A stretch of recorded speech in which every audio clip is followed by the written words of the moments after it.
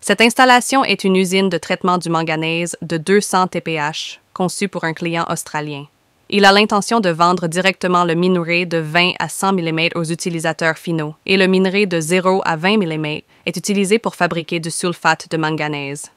Elle est équipée d'un alimentateur vibrant de 4900 mm, d'un concasseur à mâchoire PU750 mode 60, d'un concasseur à percussion PF over 114, d'un crible vibrant 2 WKD à horizon 60, de 2 alimentateurs vibrants électromagnétiques GZ3, de 2 concasseurs à marteau PC800-800, de 18 goulottes en spirale, d'un séparateur magnétique, de 3 pompes à bout et de 5 convoyeurs.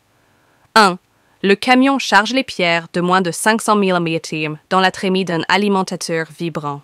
L'alimentateur alimente le concasseur primaire à mâchoire surmontée pour broyer les pierres de moins de 140 cm. 2. La sortie de 0,140 du concasseur à mâchoire est envoyée à la deuxième machine de concassage à percussion pour être broyée jusqu'à 0,100 mm. 3.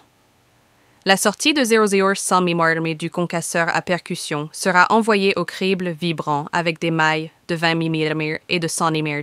Les 0,20 mm sont envoyés vers la troisième machine de concassage, le concasseur à marteau, pour être broyés jusqu'à 0,2 mm. Les matériaux de 20 à 100 mm sont stockés. Les matériaux de plus de 100 mm sont renvoyés au concasseur à percussion pour être à nouveau broyés.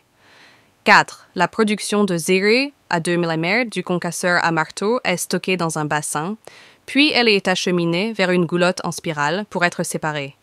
La séparation par gravité se fait en 2 étapes. La première étape est une goulotte en spirale à 12 ensembles. Le concentré moyen est envoyé dans 6 autres ensembles de goulottes en spirale pour être à nouveau concentré. 5.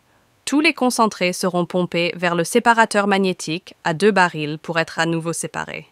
Il est alors possible d'obtenir un concentré de manganèse de haute teneur.